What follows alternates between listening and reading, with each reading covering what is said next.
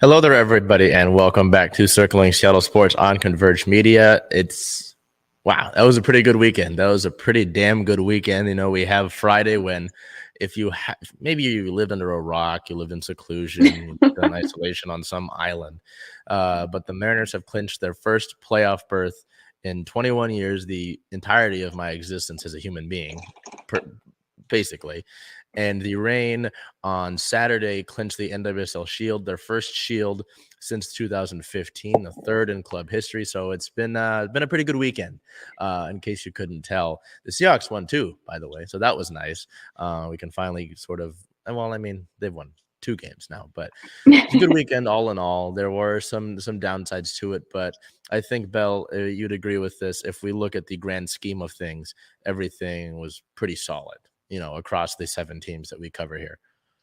Yeah, so we'll go ahead and just dive right in here on that Seahawks win. So it was quite a bit of an offensive shootout there, but Seattle did come out with the win 48-45. I chose, in terms of offense, Rashad Penny as my offensive player of the game. He had 17 carries, 151 total yards, and 2 touchdowns. Both of those touchdowns came on third down. And I will say that it was kind of difficult for me to pick this game just because I was going back and forth between him and DK. DK also had a great game. So you want to go ahead and dive in on why you chose Geno Smith? Well, I think that you brought up a good point with Rashad Penny here. I mean, like you said, with a shootout like this, 48 points, you could have gone with anyone across the board here. I went with Geno just because I think that, you know, we had the game against the 49ers that looked pretty rough. Offense looked pretty stagnant, pretty incompetent. Couldn't get anything done. The Falcons game, Geno was all right. I mean, the pick in the fourth quarter wasn't ideal, but it's a tough situation. I thought in this game, you know, looking back at the entirety of the offensive play, looked competent, looked like he was efficient. And, you know, we know he's not going to be able to launch the deep ball like Russell Wilson has, like certain quarterbacks have. But he was able to use his legs. He had a scramble right up the middle for his touchdown, made some smart decisions, was effective. I liked how they were able to get DK Metcalf the ball. I would have agreed with you on Rashad Penny because in this game, he looked like the Rashad Penny we saw at the end of the year last season. And if Seattle can get that consistently, you'd have a really balanced offense, you know, be able to go to the tight ends. You're using Noah Fant, Will Dissly, Kobe Parkinson really well. They continue to use their 3 tight ends, which is really interesting to me because they didn't used to do that in Russell Wilson times, as we've discussed. DK had a great game. We'll talk about the cart incident in a little bit, but just looked efficient to me. And the completion stat, I know some people might brush it off, but Geno has a 77.3 completion percentage through his first 4 games this season. That's the highest percentage with a minimum of 125 attempts by a quarterback in his first 4 games of a season in NFL history. So like him or not, I got to admit he's not the future, but at the same time, he's doing generally what you need him to do. So I can't be mad at it. And as several outlets have pointed out, stat wise, he's outplaying Russell Wilson. So yeah, and stat wise, as you mentioned, I think this is the first time that a QB has won a football game when their opponent has scored 45 points. So that was a big deal. Yeah. So that's a pretty big deal because you look at the list of obviously some of the greats that we consider great QBs, and Geno's the only one that's done it. So good for him. It's funny to think about great QBs. But no, yeah, I think, also too, I think we should highlight the offensive line. They did not give up a sack this game. They've been we talked about this, I think, in the beginning of the year and even early weeks 1 and 2. But the offensive tackle positions, 2 rookies, and Charles Cross, a guy that was a top 10 pick, and Abraham Lucas, a guy I believe was a third rounder. Guys like that. Abe Lucas has played great. I think he's had like 1 blemish over 4 weeks, which is not something you'd expect with a rookie tackle. But offensive line looks good for now. That's the only thing we can ask. And obviously that plays into both of our players of the game, and Rashad Penny being able to run the rock as he was, and Geno Smith having time in the pocket. He tweeted about it. He's like grilling steaks back there. So offensive line has done their part for the most part recently. Yes. Should we feel ready to transition over to defensive players of the game here?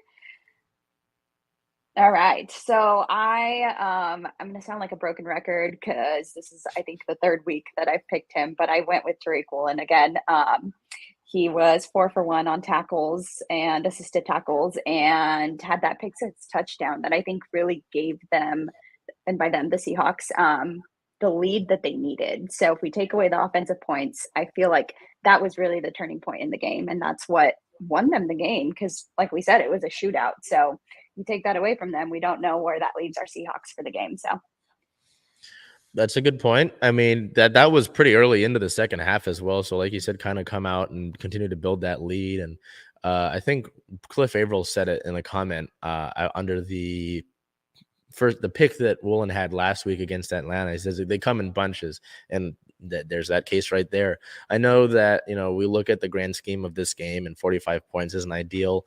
You could look at several blown coverages here for Seattle, but I think this is a positive thing to look at Woolen and what he was able to do here. So I like that. For the sake of being different, I went with Uchenna Nwosu. Uchenna's, not huge numbers, but 3 total tackles, a solo tackle, a sack, 1 tackle for loss, a pass deflection, a QB hit. So kind of smorgasbord of things there on the defensive side of the ball. And just, with this 3-4 defense, again, the coverage has been relatively a big issue. Again, 45 points. You look at the highlights of this game, and there are several times that Seattle just gets beat flat out. Oh, yeah. But, so you want to be able to somewhat generate pass rush, and that's been an issue for Seattle for several years to this point.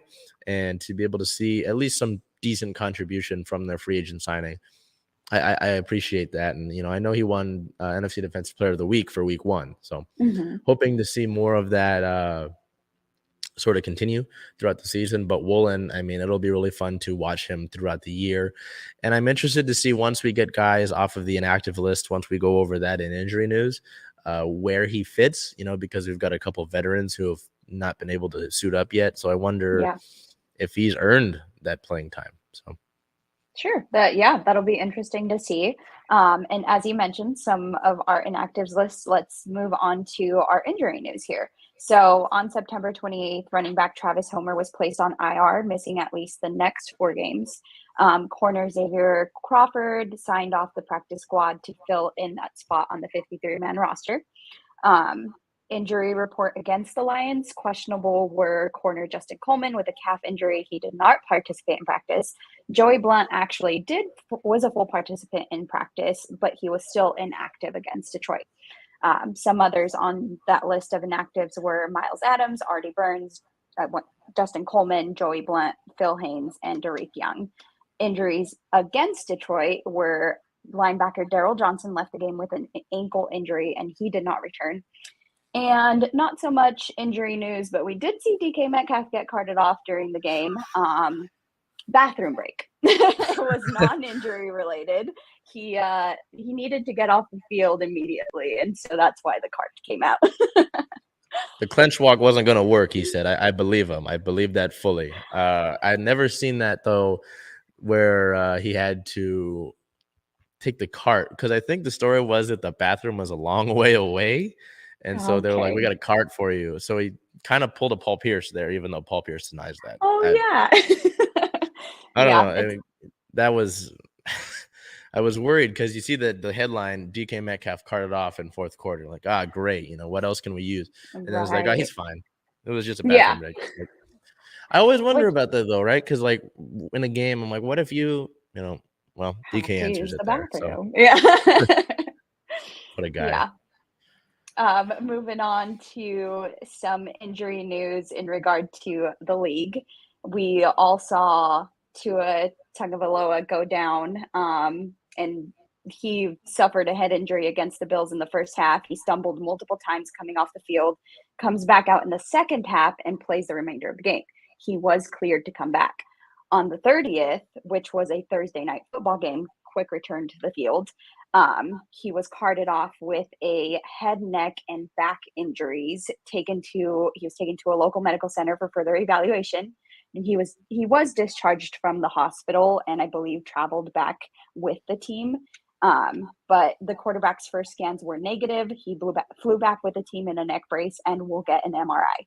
The NFLPA is undergoing their own investigation. The NFL's chief medical officer that Tagovailoa was checked for concussion symptoms says that Tagovailoa was checked for concussion symptoms every day this past week.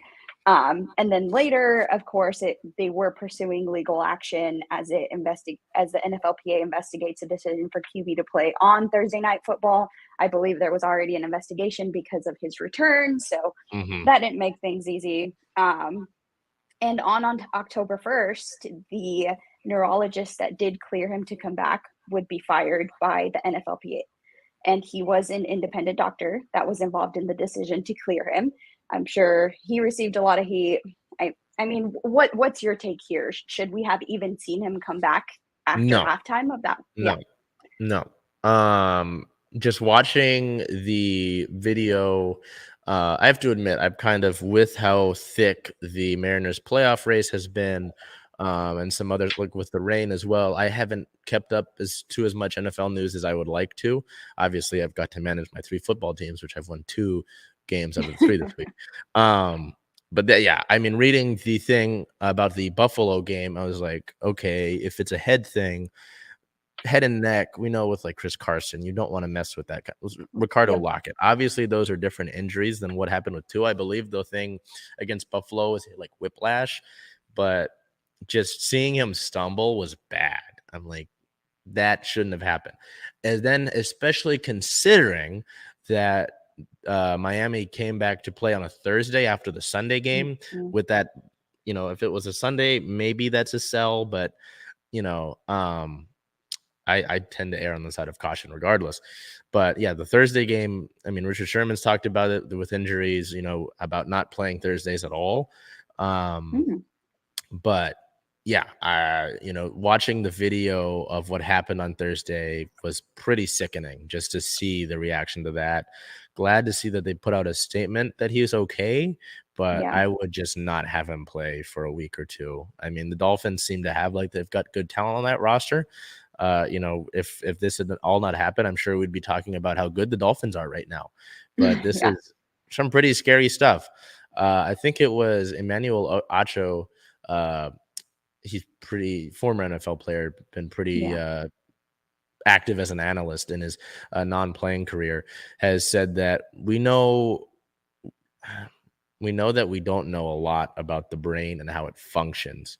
It's kind of like the ocean. We don't know enough about it really, and it's frightening. So it's like we don't know how damaged his brain is right now, which is scary to think about. So if I know McDaniels defended his decision to play him on Thursday, but I just think, if I'm in that head coaching chair, I'm giving him a week or 2 off, having him see some specialists or something. Because this is, I mean, just seeing, I don't know if you've seen the video. If not, I would kind of recommend not, because it's pretty disheartening. But it was scary. So I would err on the side of caution. I just hope he's all right, because that's some pretty scary stuff. I know there's that. I don't know if you saw it, the new helmets that they're trying out, but get him one of those. Wrap him in bubble wrap for all I care. Jeez. Right. Yeah. Just don't rush him too early. I think that's where I felt like I was pointing fingers is, come on, guys, just do better. Don't have him out on the field after we literally saw him come to his knees. Again, if it was a Sunday, maybe, but the Thursday stuff, Yeah. So there could be a new rule change coming because of that whole situation. The NFL and the NFLPA are expected to agree to a new protocol forbidding any players to return to a game if they demonstrate instability. And I think we did see that this past Sunday with a couple of teams. Some players got hit in the head. They were out for the rest of the game. So definitely a good change to come. On September 29th, it was announced that despite Hurricane Ian, Sunday Night Football between the Buccaneers and the Chiefs would take place in Tampa Bay. That was primetime yesterday. So after all the destruction of Hurricane Ian, I mean, no, I guess no major damage was made to the Tampa Bay field. So as for our Seahawks here, we shift back over to our Hawks. In the regular season, they're 2-2. They're third in the NFC West, and they're looking ahead. They're playing on October 9th at the New Orleans Saints, and that's a 10 a.m. game. That one will be tough. Anytime you go into the Superdome, even regardless of what their roster looks like. So hoping they can keep things going and that defense can short stuff off a bit. So as we mentioned at the head of the show, and I'm sure anybody in this city that follows the sports world knows what we're going to talk about here. I know we got to be a little patient, but we're going to go into our Seattle Mariners now, who they continued their long homestand to finish out the regular season, starting with the Texas Rangers here. September 27th versus the Rangers, a brutal 5-0 loss. Obviously, anytime we get shut out, we're not giving anybody a gold star. It's like when you were in grade school and they'd put your card in like the red and you were in timeout or some stuff. September 28th versus the Rangers, though, a 3-1 bounce back win. Player of the game, designated hitter Eugenio Suarez. So I believe this is the second game that Geno was back. Geno has a 3-for-3 night, so a perfect night, 1 RBI and a walk. Helps drive in some of the 3 runs that the Mariners scored in the bottom of the first inning. That was the only runs that Seattle would score, and that would highlight our offensive inconsistency. And then September 29th versus the Rangers, a 10-9 win in 11 innings. This was a pretty wild game. Seattle would cut their magic number to make the playoffs down to 1 with this walk-off win as J.P. Crawford slaps a liner right at third baseman Josh Young. Player of the game number 1, Mitch Henninger. Henninger, 2 hits, 2 runs, 4 RBIs, a multi-homer game for Mitch there. His homer to deep center field at, I believe it was 442 feet, is the longest homer at T-Mobile Park this season. And then number 2, Jared Kelenic, the 2 outfielders, both with multi-homer games. Jared going 2 hits, 3 runs, 3 RBIs. It's his second career multi-homer game.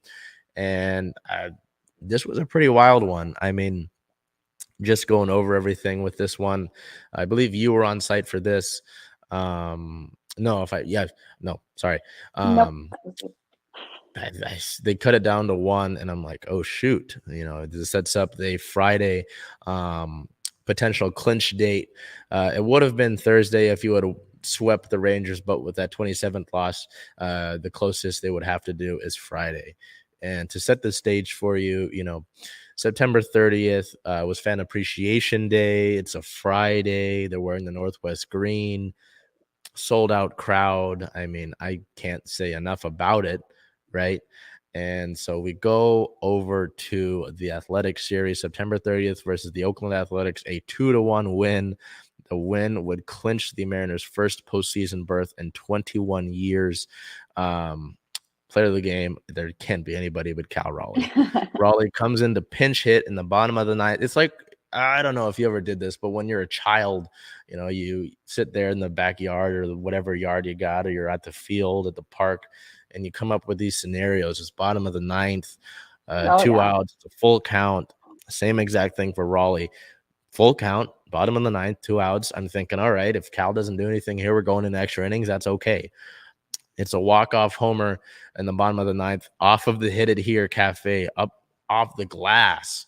So left no doubt about it, sending Seattle to its first postseason in 21 years. Just an incredible night. I mean, I don't know if it still is apparent, but you might get a little bit of it, but I lost my voice really, really poorly due to Friday. Had some champagne.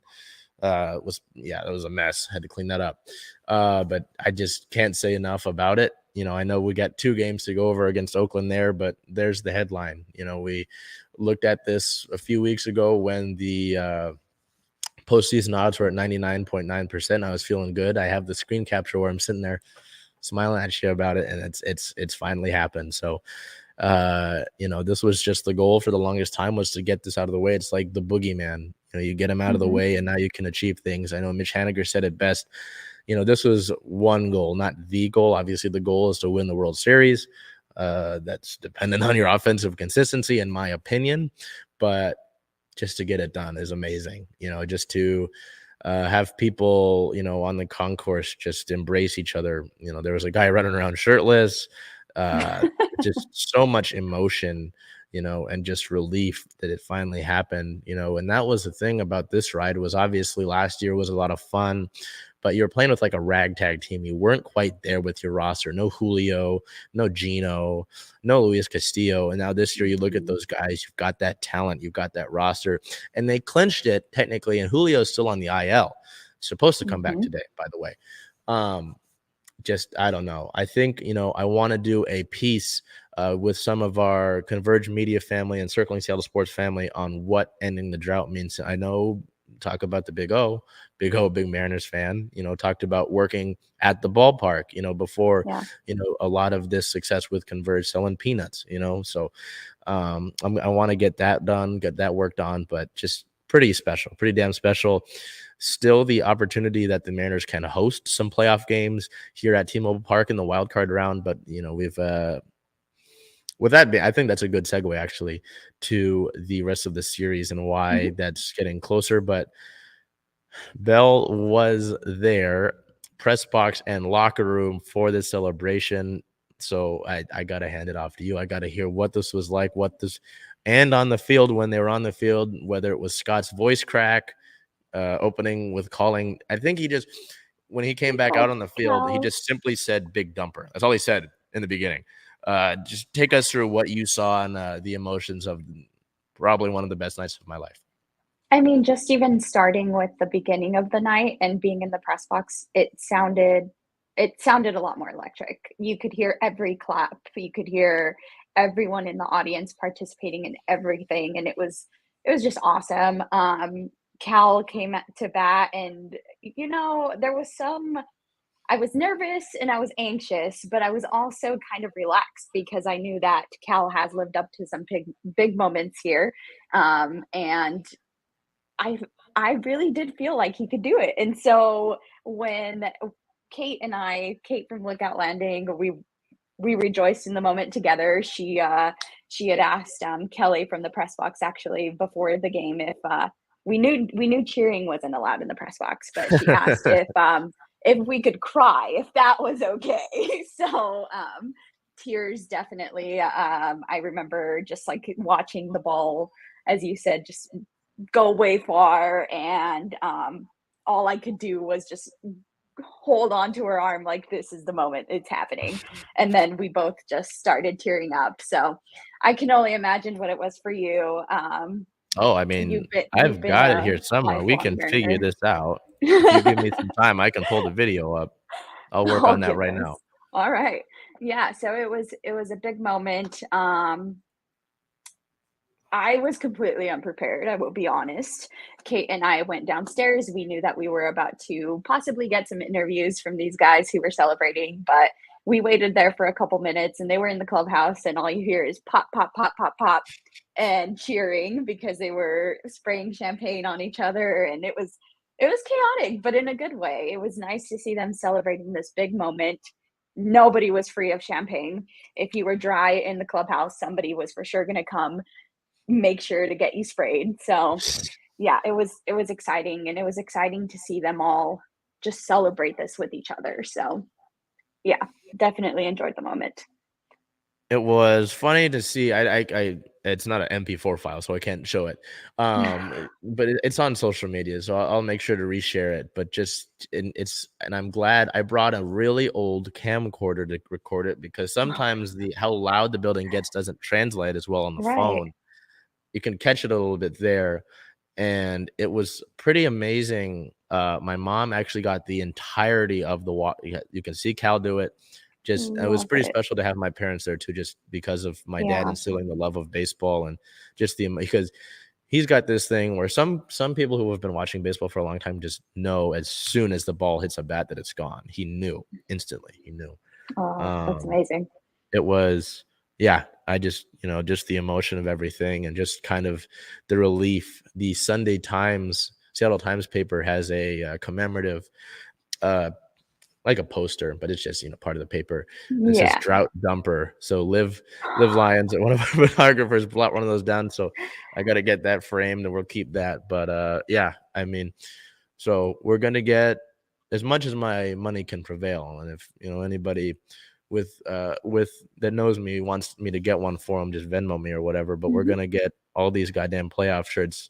There's going to be merch around this building. There's going to be merch around CSS and Convert. So we'll deal with that. But yeah, I just, one of the happier nights of my life, just the atmosphere of that. That's what sports are about. That's what you live for.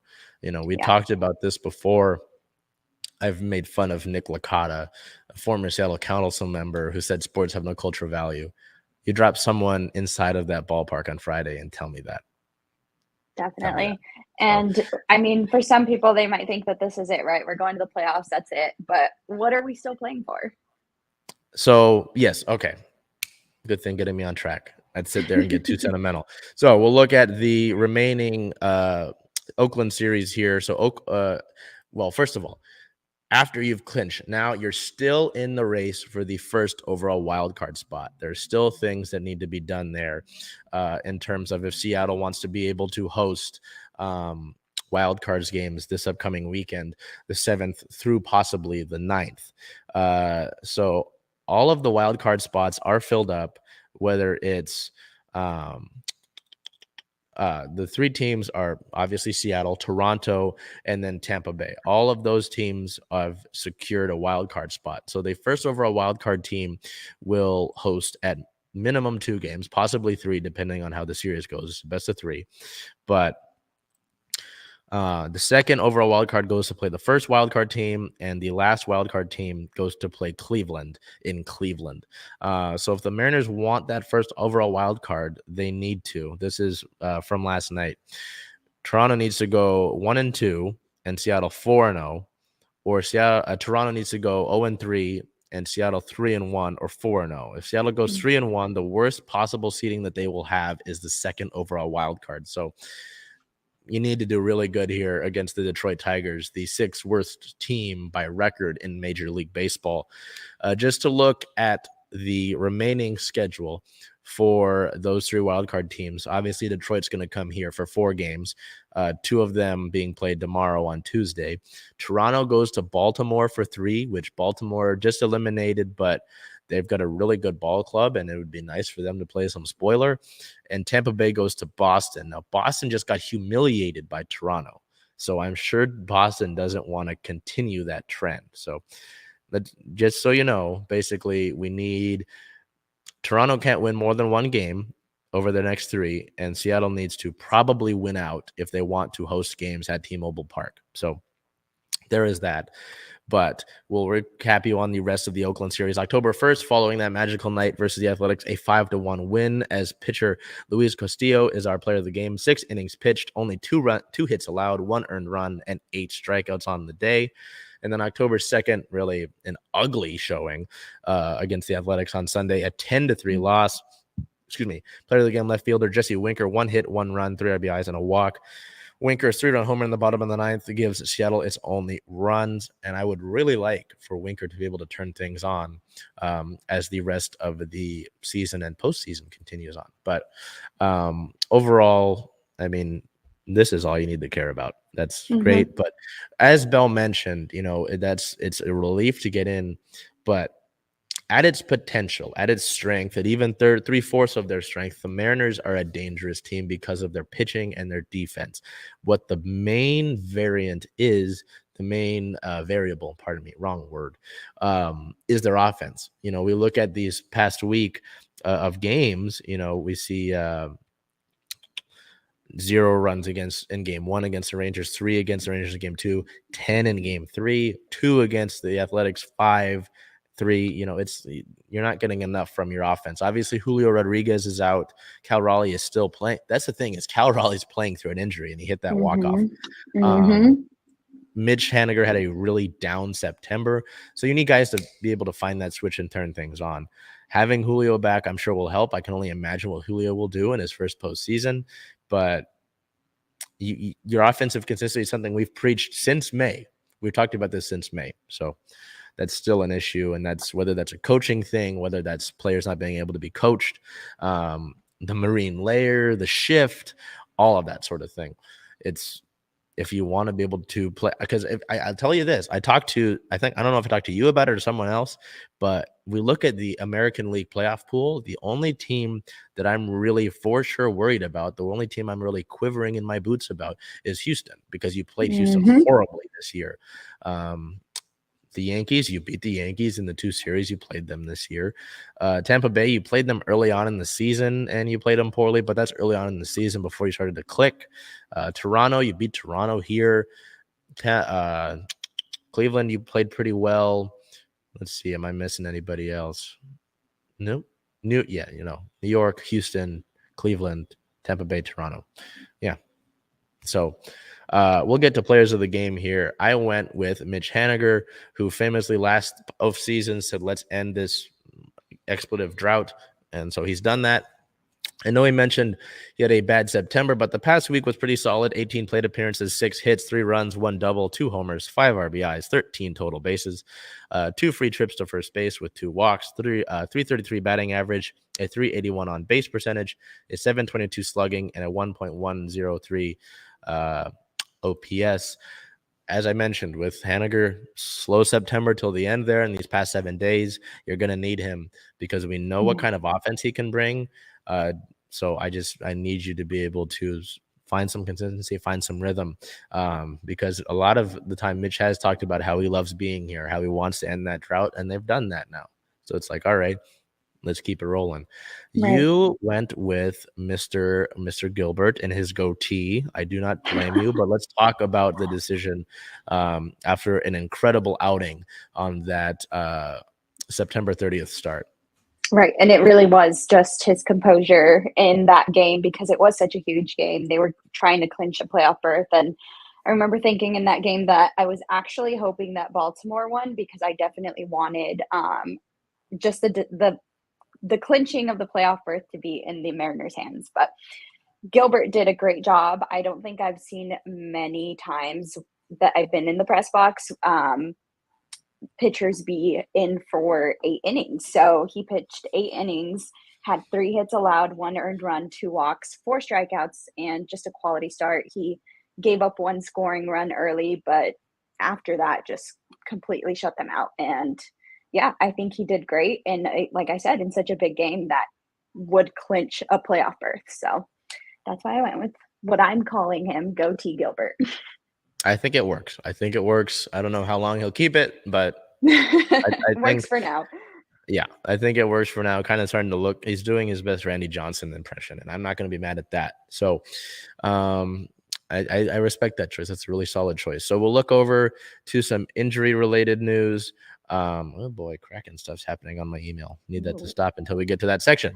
On the 27th, the team reinstated Eugenio Suarez from the 10-day injured list. As a corresponding move, outfielder Taylor Trammell was optioned to AAA Tacoma. On the 29th, it was said that Julio Rodriguez should be ready at the end of his 10-day IL stint, which is today. He's been taking swings and doing other exercises. Yesterday, Scott Service said that they hope to and plan to have him in the lineup today. So hoping things all go well there for Julio to return, because obviously we're going to need him as the rest of the season goes on. Some team-related news here as we look towards the minor leagues of the franchise. The organization announced on the 29th their end-of-the-year minor league awards. So there's quite a bit of a list here, so we'll do what we can. The Ken Griffey Jr. minor league hitter of the year is infielder Robert Perez Jr. The Jamie Moyer minor league pitcher of the year is right-handed pitcher Taylor Dollard. The Alvin Davis Mr. Mariner Award goes to catcher Harry Ford, who is pictured on your screen here. Ford, who is just 19, the 12th overall pick in last year's draft, not this current year, received the Alvin Davis Mr. Mariner Award for his exemplary play and leadership skills both on and off the field this season.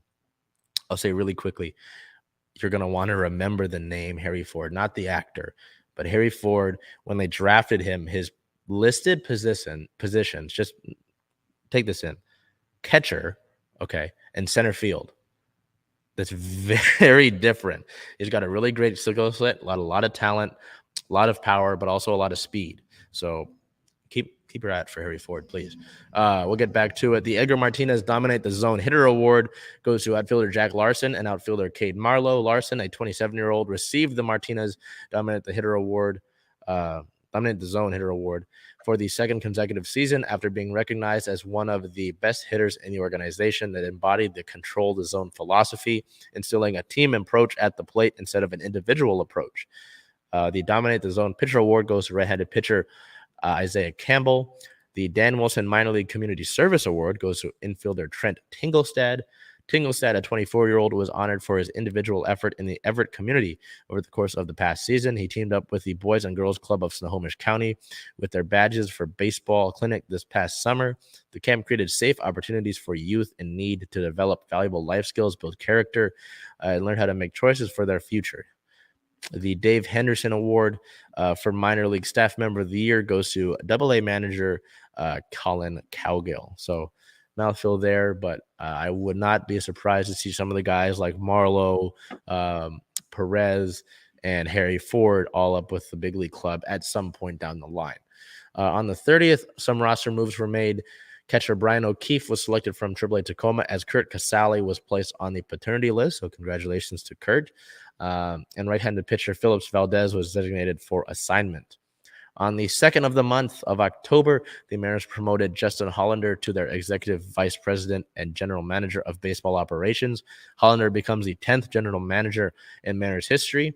The executive vice president and general manager of baseball operations, Hollander will now be responsible for all aspects of the Mariners baseball operation, while continuing to report to president of baseball operations, Jerry Dipoto.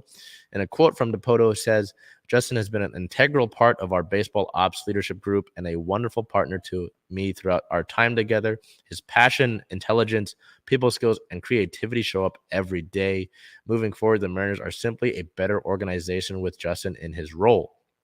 Hollander is now completing his 6th full year with the Mariners this season, his 3rd since being promoted to vice president and assistant general manager of baseball operations back on January 30th. Of 2020. Hollander was actually instrumental in the extension of Luis Castillo. And it's really interesting to see this because once Dipoto moved from general manager to president of baseball operations, you kind of wondered who that would be.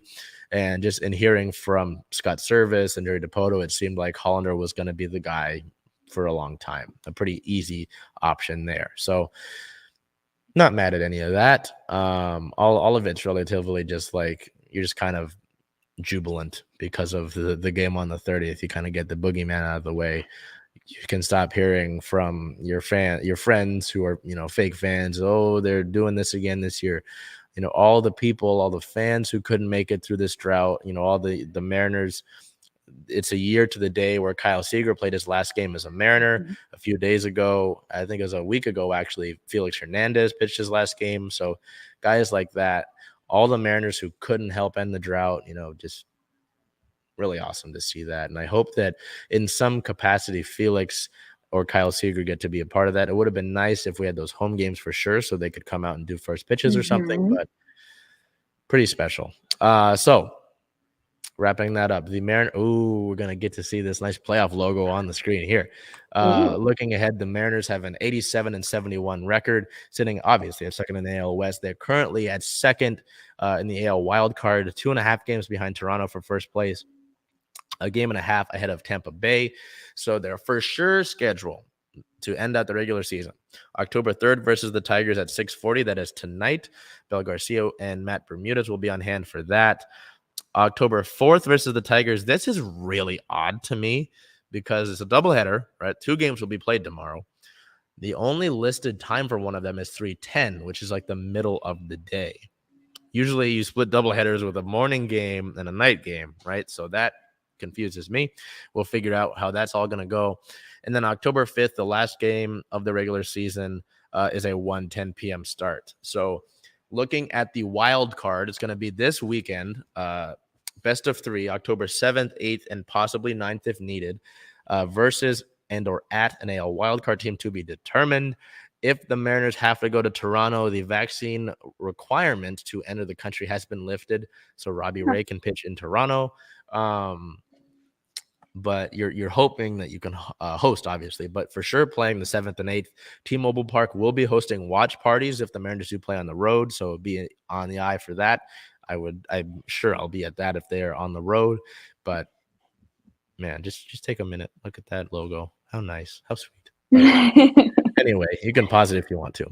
We will now look over to our Storm, who, I mean, it's still kind of slow moving. It's the off season, but we have a kind of final FIBA World Cup update on our Storm players and just the World Cup itself. So, Belle, why don't we take a look over at that?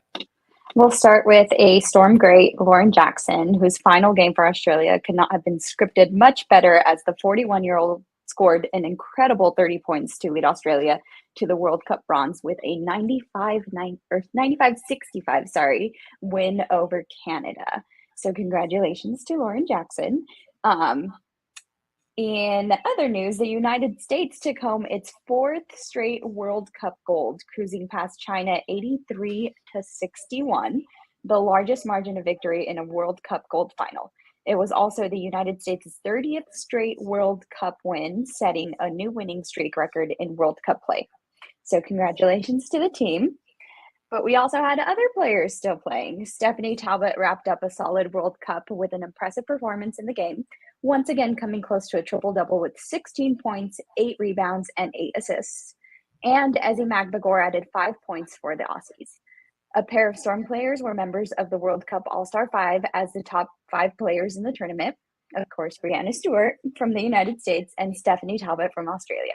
Stewart averaged 12.8 points, 6.6 rebounds, and 3 assists per game, while Talbot averaged 8.5 points, 6.9 rebounds, 5.3 assists, and 1.4 steals in 8 tournament games. So just great overall to see our Storm players keep them busy. They have to, keep warm in the off season. So it's great to see them succeed and have great games.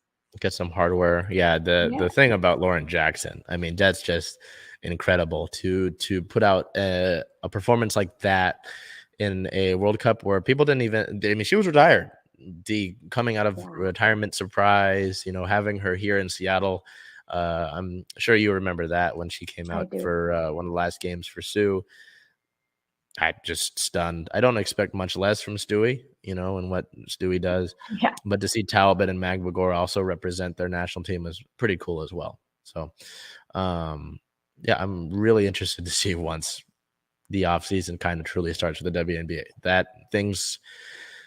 It's going to be a really critical offseason for the Storm here. I know I said that last year as well, but now you're looking for a new direction for your franchise. So, depending on what happens in this free agency. So we'll see how that goes. We look over here to our Sounders. This is where we kind of hit the bad beats kind of section. The Sounders played 2 games over the past week. September 27th at home versus FC Cincinnati. Drawing with FC Cincinnati and effectively a must win. A draw would be fine, but it makes things ever the more important going forward. Player of the game, Freddie Montero, playing in a sort of center attacking mid position. 1 goal, 82% passing, 4 total shots, and a 7.8 match rating.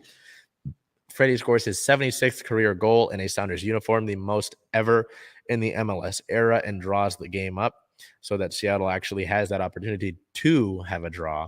And then October 2nd at Sporting Kansas City, a 1-0 loss. The loss officially eliminates the Sounders from playoff contention, the first time they will not make the playoffs in their 14-year existence in the MLS.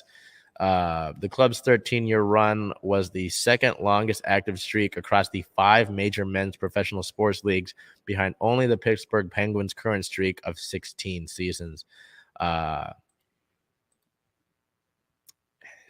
Just disappointed. Not much you can say there. We've been saying this for months now, let alone weeks, right? If you heard me talk about this Sounders team, they never really put things together.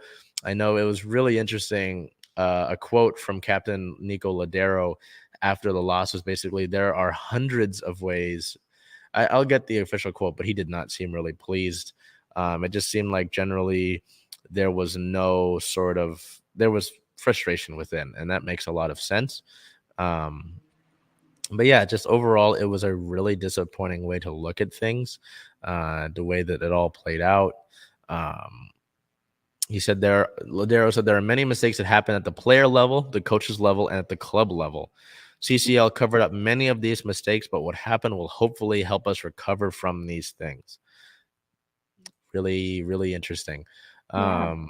It's the first time in Sounders history that they'll be involved in a game with literally zero potential playoff implications. That's just so. I mean, the point was made that all streaks like this will come to an end eventually, but just considering the way that things took place, just the lack of the ability to finish, lack of much cohesion in the midfield at points in the time, dropping games like against Chicago that I was that you shouldn't have lost, just really disappointed that it didn't come through. I know at the beginning of the year, even before CCL, the talk was that this one might be one of the deepest rosters in MLS history. And then it played out like I forgot what year that was. I think it was like 2000 something.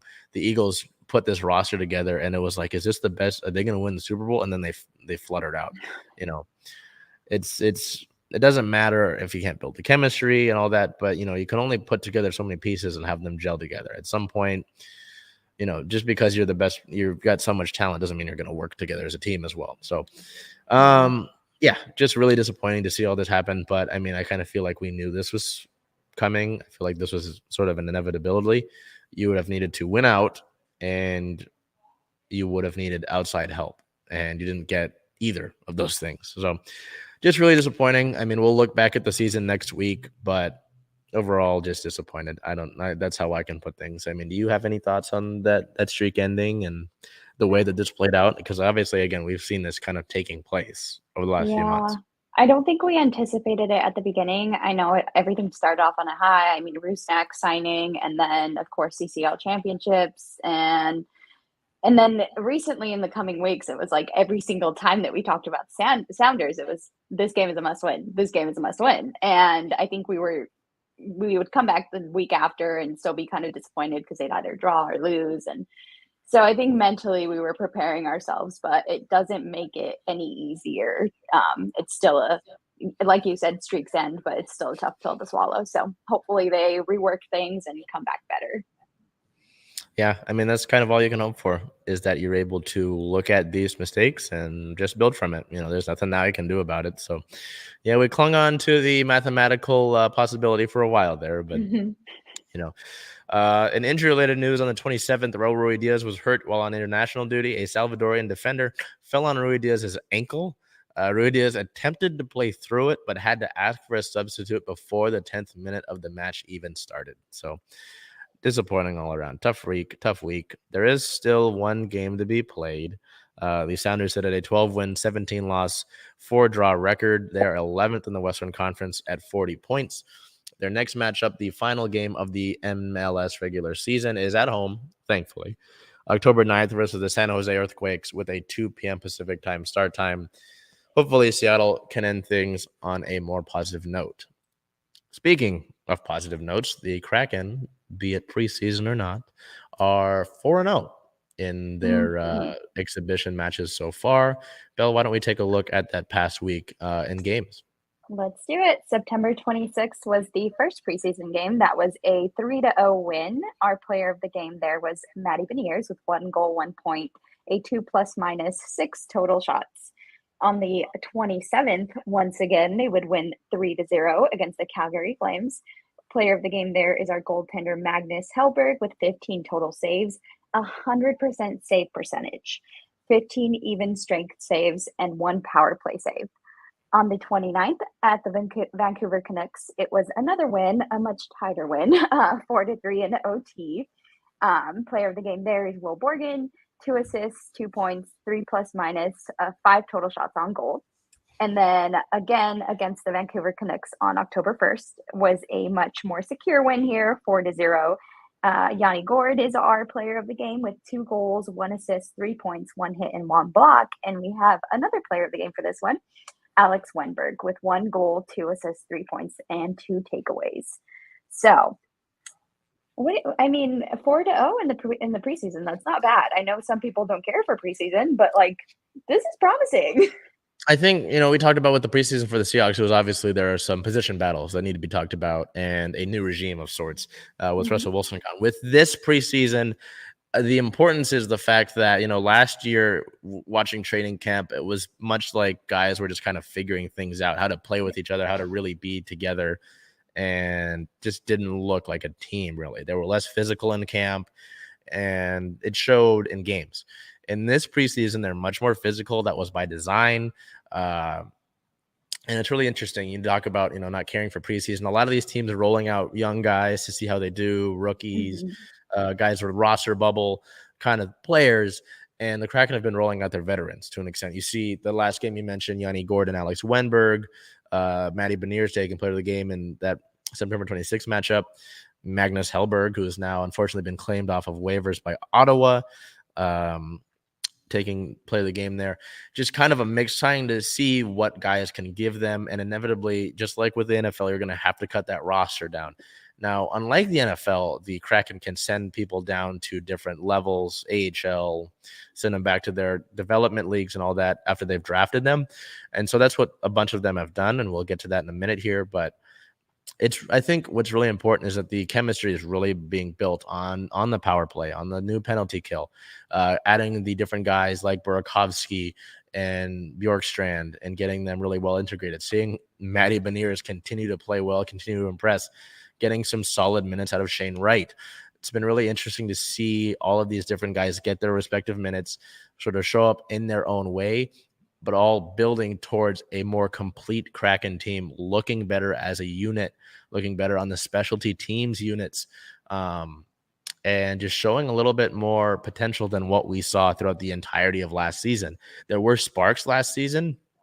We look at some of the games. Seattle beat some really good teams last year. Was it with Florida, North Carolina, Colorado near the end of the year, and there were flashes of that, but we're seeing the power play has generated some chances. I know that was a big issue last year was the power play. They haven't actually cashed in on the power play yet this preseason, but they're showing better promise than they did last year. I know I'll hold some judgment there. Well, we see some improvement there.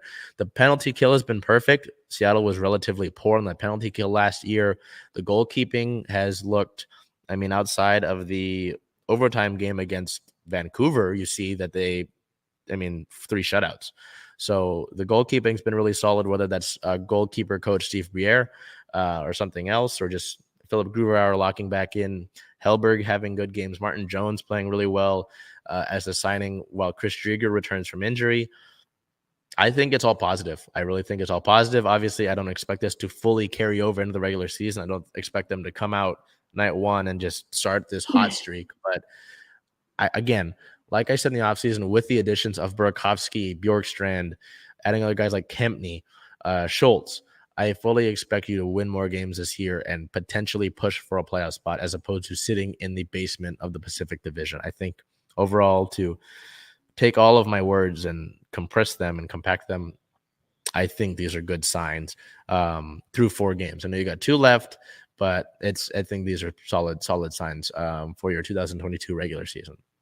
Yeah, definitely brings excitement to what the season could look like. Let's move over to some team news here. On the 27th, forward Jacob Melanson was suspended. He was banned 2 games for an illegal hit to the head of Oilers forward James Hamblin. On the 28th, the team sends following players back to their junior clubs. Those consist of Jaeger Furcus, David Goyette, Kyle Jackson, Ty Nelson, Jacob Melanson, and Tucker Robertson. So any of those that surprised you there on that list? No, not really. Furcus and Nelson will be with the Kraken at some point in their careers, I'm sure within the next year or two. Furcus is really exciting. Hoping to speak with him at some point on an interview. Nelson's been a lot of fun to be around. Their personalities are great, but also their talent is definitely there. Furcus was a 2nd-round pick. I fully expect him to be a contributor, I'd say next year or the year after that. Nelson, but all of these guys definitely needed work. They're still with their junior clubs. They still got some things to work on. Keep an eye on them for sure. But it was good to get them around the team, help them be involved, see what it's like. But Furcus and Nelson, I fully expect to see them down the line with the Kraken. Okay. We move on to some news from September 30th here. Chris Driedger launches Driedger's Keepers. Seattle goaltender Chris Driedger created the program because Chris saw firsthand how much money his parents spent on hockey equipment. He noticed that young players and their parents were shying away from trying out the goalie positions due to the cost of the gear that kids often grew out of quickly. So when Chris let me backtrack here. In fact, when Chris was a youth hockey player, he benefited from a similar program at his local ice rink and wanted to provide the same opportunity to youth here in Seattle. So amazing. That sounds like it'll help, hopefully, a community of children that would like to, give it a shot. And the following players have been before I move on here, anything that you'd like to say about the Driegers keepers? Chris Drieger is just a solid dude. I mean, just to see this sort of thing is really exciting. Knowing that, in a community that's really not a hockey town. I mean, not, let me backtrack. Don't hold that against me. It's not something where kids around here grow up playing football, playing soccer, playing baseball, playing basketball. They don't grow up playing hockey, right? That's what I mean by that, is that that's not something that's happening yet. And it's starting. It's, in the recent years, yes. I apologize for saying that at the top of my ramble there. That's not what I meant. But this is good to see. I know, I mean, keeper equipment is expensive. It's really expensive, and let alone normal hockey equipment. So to see that he's doing this is awesome. I'm sure it's tough for him to not be with the team right now due to his injury. Right. But to see him involved still is really cool. To see him doing things like this with his time is awesome to see in the community. So really great to see that. Yeah, Chris is just a solid dude. He's just So like you said, it's great that he's helping the community, and it's something that he experienced himself, and so he's aiming to fix that. So it's like you said, awesome to see. We'll move on to some more news from September 30th here. The following players have been reassigned to Coachella Valley's training camp: David Cotton, Callum Booth, Tristan Mullen, and Eddie Wichow. On October 1st, more exciting news here. The team unveils the official mascot, Bowie the Sea Troll, a 6-foot-tall blue sea troll living in the caverns of Climate Pledge Arena and inspired by the Fremont Troll. Bowie's favorite meal is shark with maple leaf seasoning. Bowie loves music. Legend has it Bowie once jammed with mud honey at the Crocodile. Folks are drawn to Bowie's many talents, high energy, and fun-loving spirit. Odds are you'll see Bowie out and about, especially near the Fremont Troll, Bowie's uncle. Bowie's a great admirer of the Kraken and pays tribute to the deep sea creature with unique touch of magic in his lovely hockey hair flow. I was a little bit surprised, but not so much. I had actually seen a teaser on Twitter of this is the Kraken's new mascot, and it was our Fremont Troll. So I had a little bit of I felt a sneak peek there. But any thoughts on the mascot or what you might or might not change? The point was made, and I think it's a really good one, that at the end of the day, the mascot and the point of the mascot is essentially for the kids. It's for a family aspect. I mean, it's for, events, and to get the kids involved in something they might not typically get involved in. I don't know how many 4-year-olds are going to just jump into hockey on their own volition. Right. So on that aspect, it makes sense. But when I first saw it, I was like, what are we doing? What is that? Because I had heard some of my friends had come up with ideas like, it's the Weedle on the Needle. It's a deep sea diver. It's an actual Kraken. The other point was made, how many times is the mascot actually related to what the name of the team is? I was like, there are a good amount of examples, but also not. So I'm mixed on it, I'll admit, but at the end of the day, I'm sure it's mostly for the kids. So there is that, so I maybe over time it'll grow on me, but I'll reserve my judgment on Bowie for the time being. But I mean, I guess the word I will use is intrigued. Yeah, sure. I definitely am a fan of the blue hair, so that's where I'm staying.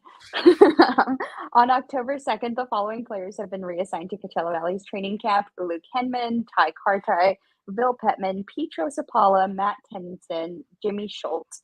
And the following players have been placed on waivers for the purpose assignment to Coachella's camp: Jesper Froden, Cameron Hughes, Coland, Max McCormick, Gustav Olofsson, Austin Pagonski, Andrew Poturalski, Brogan Rafferty, Carson Tornsky, Magnus Helberg. So wow, you got through that pretty well. I tried to just do my best here. So like we've said before, hockey names are tough, and this definitely proved it. And so I want to stop you before we go because this happened while we were going over the Mariners. So as I mentioned, Hellberg was the only one that was claimed off of waivers. He was claimed off of waivers by Ottawa, as Cam Talbot, that was signed by Ottawa in the offseason, is out 7 weeks with an upper body injury. So I'm sure Hellberg is going to take a part in that goalie tandem in Ottawa. But everybody else on that list clears waivers and will now head to Coachella Valley. Cole Lind, someone I've been actually interviewed, was expected to be claimed off of rosters. He's got some good talent, but he gets to go to Coachella Valley and we get to keep him in the organization. So that's exciting. And then one more thing before we get to league news that also broke. The Kraken have officially signed Daniel Sprong from a professional tryout to a 1-year, 2-way contract. So Spronger, the Flying Dutchman, will stay in Seattle for this next year. His heavy shot will remain in Seattle, and he will continue to battle in a crowded forward group. So that was one of the ones I was really interested to see. But, with the ability to send guys like Lind down to Coachella Valley, Spronger gets to stay. So those are two things that we're breaking while we're in the middle of the show. So I will let you continue. Yeah, perfect. We'll move on to the league news. On the 27th, the NHL set to increase its salary cap. The league will reportedly see a significant rise in the salary cap over the next 3 seasons. In 2022, we'll see an increase of $82.5 million, 23-20 through 23, $83.5 million, and a $4 million increase expected in 24-25 and 25-26. So we shift back to the record for our Kraken here. As we've mentioned, they are undefeated 4-0 in the preseason. Looking ahead, they have a matchup against the Calgary Flames at 6 p.m. on October 3rd. On October 7th at the Edmonton Oilers, again, a 6 p.m. start. And now we move over to, again, some much better news. I mean, the Kraken is undefeated, so I don't know if I'd say better news, but continuing on with good news. Yes. So again, in case it was not obvious, the Reign have taken their third NWSL Shield in club history. If you don't know what the NWSL Shield is, it's basically when you come out on top of the entirety of the league at the end of the regular season. Best in the league by points, by record. No other team won 11 games, I believe, was one of the stats that I read. In the league this year, it's the third time the Reign have done so. The last times they did it were 2014 and 2015. So it's been a little bit. And the Reign finished second in the league last year. So they sniffed it last year, but they finally got to take it this year. So we'll get to that game itself, part of the way they were able to clinch the Shield. October 1st versus the Orlando Pride was a 3-0 victory. All 3 goals coming in the first half in front of a raking standalone crowd that broke a Reign record for, I believe it was the 4th time this year that the Reign have broke their own record with 10,746. Our player of the game forward, Jordan Huitema. Huitema, 1 goal, 1 assist, 2 chances created, and 8.8 match rating with her boo Julia Rodriguez in the stands after their day game. The Mariners played their day game right across the street. And in case you aren't aware, I don't Can know I interrupt you? Huh? Are you confirming? Is that? Oh, yeah. Okay. We're doing this now. I made assumptions, but I'm so ecstatic to hear that. I'm only confirming because Julio himself was at the game and he posted a story. He was like, recorded, I think it was after her goal. He was like, number 9, so fire, heart emoji, flame emoji, and he tagged her directly. Yes. I mean, come on. That's about as much of a confirmation as well. Also, considering that Huitema was at the game on the 30th for the Mariners and was on the field celebrating with him, I think they're unofficially official at this point. I love it so much. I cannot think of a better pair. They're both superstars in what they do. So, two 21-year-old superstars in the city that I hope are in the city for a long time. And we've already got the sports couple of Sue Bird and Megan Rapinoe in this city. Yes. So another, hopefully long-time talent. Hope everything goes well. But again, I bring up my age. I'm 21. Those two are 21. Where did I go wrong athletically? Tell me. Truly sad. I get to cover them instead. But yeah, so there's that. If I'm the first you're hearing about that, I'm sorry. Maybe you're behind. But yes, that is officially official. The Reign clinched their 3rd Shield in franchise history. in a big win. They dominated that game. They got the first 3 goals out of the way in the first half, and you're like, wow. So they really wanted to just get everything out of the way and take care of business. So the way that this was able to happen, though, is that, the last few weeks, the Reign have been in the play for this. Portland was at the top coming into Saturday. All Portland had to do was win against Gotham. Gotham was the worst team in the league stats-wise. And a loss by Portland or a draw would give the Reign the opportunity to win and secure the Shield. And so Gotham scores the first goal in that match. A former Reign player actually scored it. But they go into the half down 1-3 to Portland. You're thinking, oh, shoot. Okay. The Shield, the physical Shield itself, traveled to New York, New Jersey, where the game was playing, so that Portland could celebrate with it had they won. Gotham would come back and score 3 total goals to equalize at 3-3, draw the game at 3-3, meaning that all the Reign had to do was win.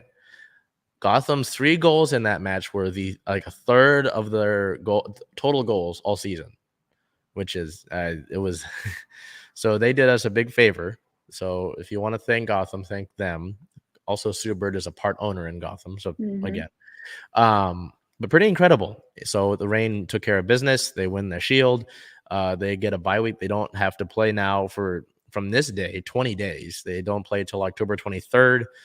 I just pretty stunned, not necessarily stunned, but just amazed that they could do it. I know I've seen this talent. I've encouraged you guys to come out for this.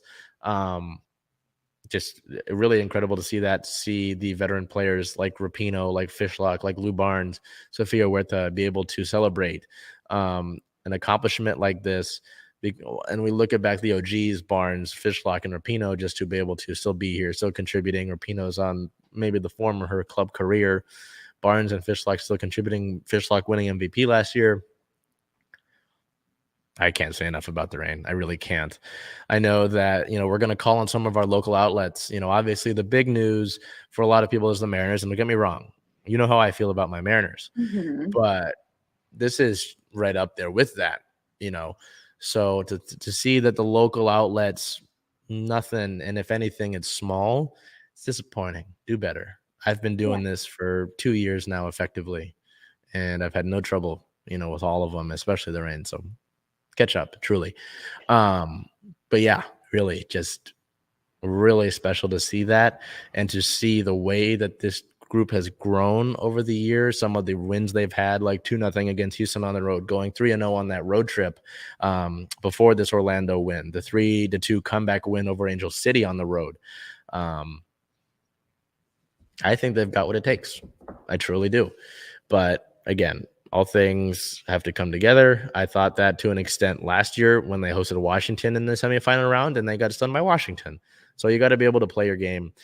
From now until then, the Reign will be able to have their players go on a short international break, come back, rest a little bit, and then play that game. So it's a solid situation and hoping it all goes well.